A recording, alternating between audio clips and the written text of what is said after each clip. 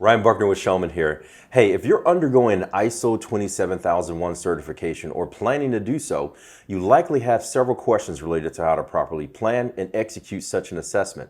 Well, to help us get to the truth of the matter, in this next installment of the Truth Series, we're here with a very special friend and colleague, Danny Manimbo.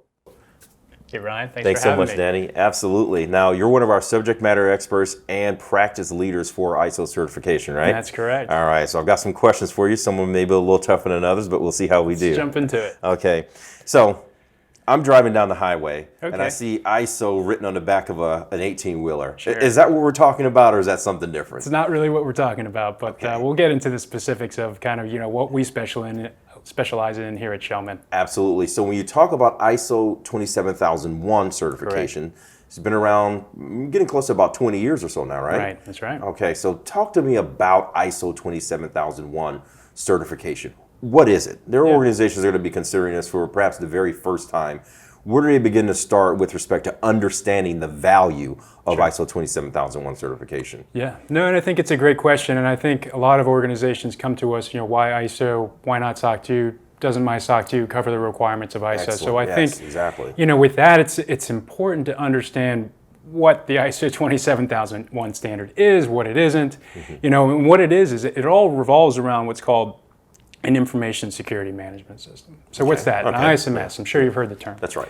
So an ISMS is a collection of people, processes, technologies, policies, procedures, all aimed at the identification and management of information security risk within an organization. Okay.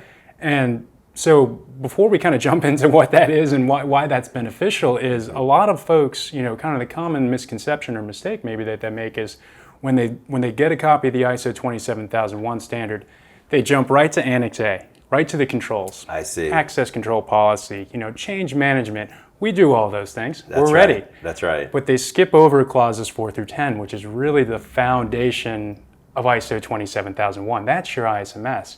And what are the main components of that, and why does that matter? Yeah. It's, it first starts with the identification of your scope, right? The context of the organization. Why are we pursuing ISO 27001 certification in the first place? That's right. Who's interested in this?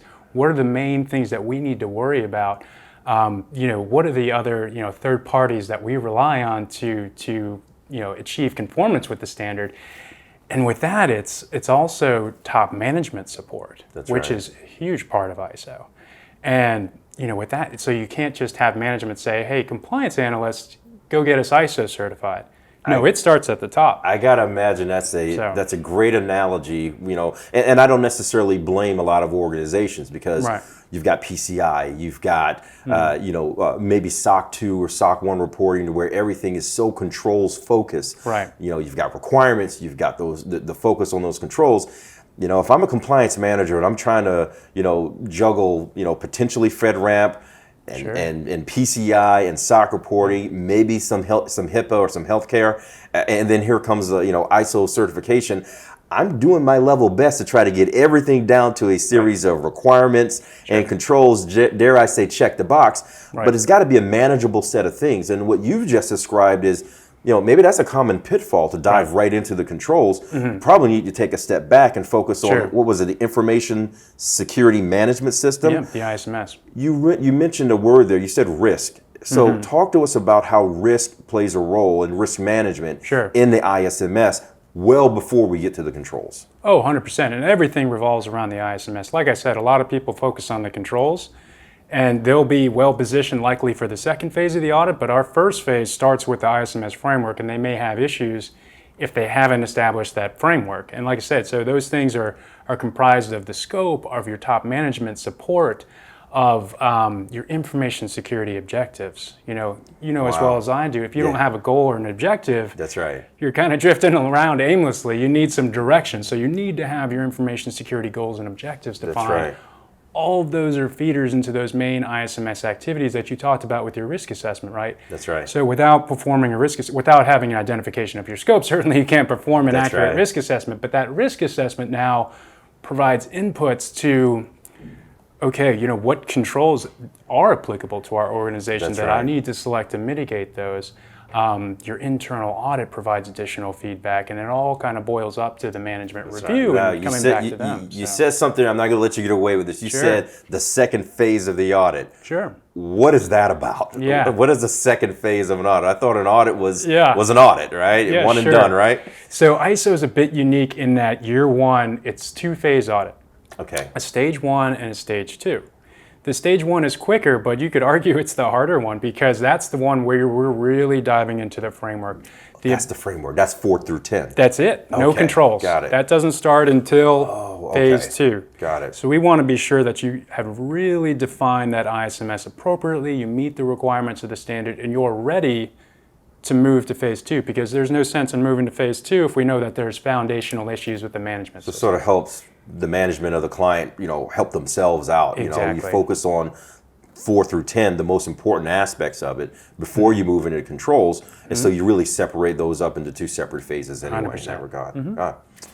Pretty good. Okay. All right. You said two phases there. I was like, oh, no, is this a 2-for-1 deal or something along those lines? Okay. wish. So ISO Registrar. Yeah. I've seen that, Schellman is an ISO Registrar. Sure. So what? What does a registrar mean? What does that mean? And I think there's some terminology that's good to clarify there. We normally put certification body out on our marketing materials on our website. You may see that. You may see registrar. You may see conformity assessment body or CAB. They all mean the same thing. Oh, wow. We're all just organizations that certify other organizations for ISO standards. We're accredited for multiple. Where you have to be careful and what really matters there when you're looking at registrars is whether or not they're accredited. Because, your neighbor could certify somebody for ISO 27001. The guy walking down the street could certify somebody for ISO 27001. My 3-year-old twins could. Got it. The issue is if that certificate is accredited. So we're accredited by 2 organizations in UCAS, so they're the main accreditation body in UK, and ANAB here in the US. And why that's important is that it is an assertion to the competence and reliability of your certification body that you're working with. So in other words, anyone claiming to be able to certify you, that may or may not be the case, but if you're someone planning to perform and undergo one of these certification assessments, you need to have a watchful eye on, are they in fact accredited? Absolutely. Right? And how does one demonstrate accreditation? Is there some documentation, or is there something associated or affixed to a particular provider of these services? Sure. You can look it up on the accreditation body's website, but also any certifications that certification body would issue would have a seal or the logo of their accreditation body. Got it. And again, if you're going through the effort of going through ISO, you want to make sure you're getting market acceptance and whatnot and reliability for all your hard work. So if you're putting a certificate out there that's not accredited, last thing you want to do is somebody questioning the credibility of it. It's over the last decade or so, I've seen all kinds of creative literature and documentation, but that accreditation piece is something that I think will help organizations looking to undergo this or have been through it, to say, hey, this is actually an accredited certification body. That's a big deal. All right. Thank you. So I won't be signing your 3-year-old twins up for any of this any soon. All right. Talk to me about other things related to ISO 27001. I've seen 27701 with privacy. Or are there? How does that work when you look at the ISO 27001 certification?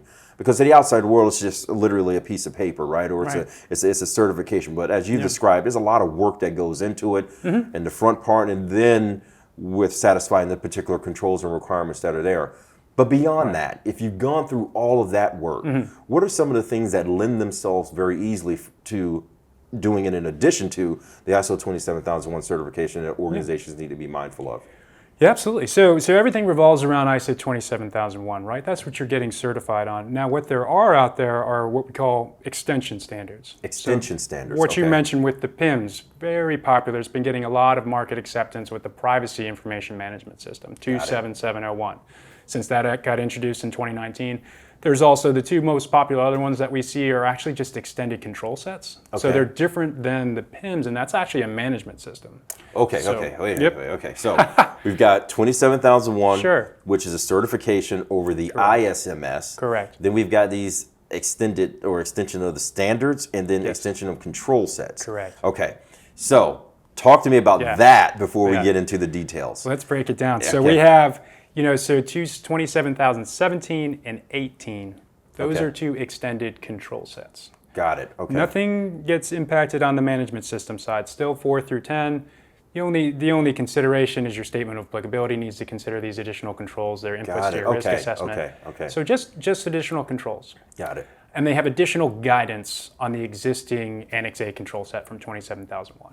Understood. So, for example, one might be around privacy. Hey, for your information security awareness training, we should probably consider privacy in there too. Understood. Okay. With the PIMs, now we're talking about a management system. They have their own clauses in addition to 4 through 10 that are kind of add-ons that you also need to consider. In addition to, not in Correct. replacement of. So you still have to satisfy Correct. the 27001 ISMS requirements, those clauses. Sure. And then with the privacy information management system, you have to do additional. Correct. Okay, that is a key distinction there. So there are new clauses, and then there's also, for the existing 4 through 10, it's based around information security.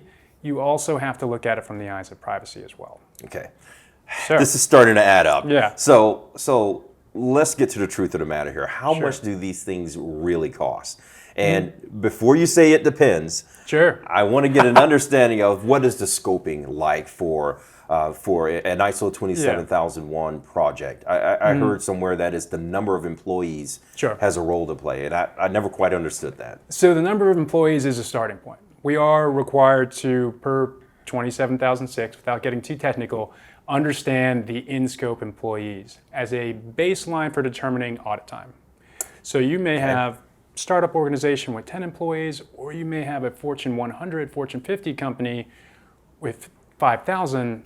You're not going to spend the same amount of audit time on both of those. Okay. So that's kind of the idea behind the starting point and the number of personnel. And then there's a number of things which impact either up additional time or down reduced time. Let's talk about that I want to challenge you on that front. Sure. Why when we do our SOC report or SOC examination, we never ask how many employees there are. It seemingly doesn't matter. We can, let's say if we're able to get through a SOC 2 engagement in 90 days and it's a startup company, and maybe we're able to get through another for a totally different company, maybe a very large company, and they've got 5 or 50,000 employees, and we're able to get through their SOC examination in about 90 days. Similar level of effort, similar level of risk, it's going to cost about the same. Why does it matter the number of employees for ISO? And is there a way to just carve people out? Yeah, certainly there are some traditional requirements that we need to follow with ISO, but that's why it's good to where it's not a mandate. They're guidelines, they're requirements that we need to follow to a degree, but there are factors that we can consider when determining that final audit time. We can go with whatever that says based on the head count, or we can consider things like risk, like the other audits that we might do for that same client. I see. I think about 70% of our clients do more than one thing with us. A lot of ISO clients do SOC 2 as well. Got it. Well, now we can consider a lot of that SOC 2 efficiency that we do, apply that as a reduction.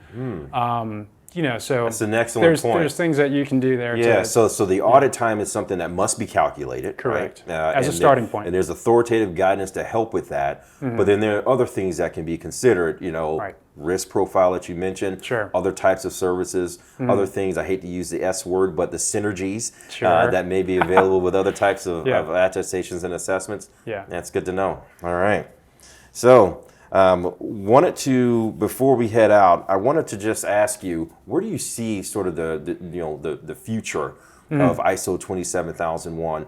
You've mentioned the 27701 with respect to privacy. Sure. You mentioned a couple of others. Do you see this as a strong standard for the next decade or more, or do you think that there's a transition to another type of ISO certification? No, I do, and it's a timely question because they're actually just about in the final stages of releasing ISO 27001 2022. Right, we're still in the 2013 version, which is, it's almost 10 years for an information security standard. This is a lot of numbers, Danny. Do that one more time. You said 20. It's a lot of twos, it's a lot of zeros. So we're about to get to the 2022 version of ISO 27001. I'll say it a little bit differently. Yeah. So like I said, right now, as of today, it's on the 2013 version. So what did they do with that 2022 version? Like I said, it's been 9 years since they released this. And, with a technology standard, you're getting a bit obsolete in certain areas. That's right. So what they were doing was removing references to obsolete technologies, redundancies, things that are just no longer applicable, and also adding in new trends that they've seen out there in the marketplace now to make the standard more relevant, more up to date. So they're keeping it basically, up with the current times, if you will. So they're hoping that these changes are setting it up for success for the next, probably won't be another 9 years before the next refresh, but for the next several years for sure. It's usually around 7 or 8. Well, it sounds like that certification is here to stay. Yep. Hopefully you're here to stay, because I want to explore more of the 27718 and 27701. Absolutely. Maybe in a future session. Whenever you're ready. All right. Thanks so Ryan. much, Danny. All right. All right. Well, that does it for this installment of the Truth Series, where we give simple answers to complex questions. Now, if you have any additional questions related to ISO 27001 certification or any of the services available for you through Schellman, reach out to us on our website.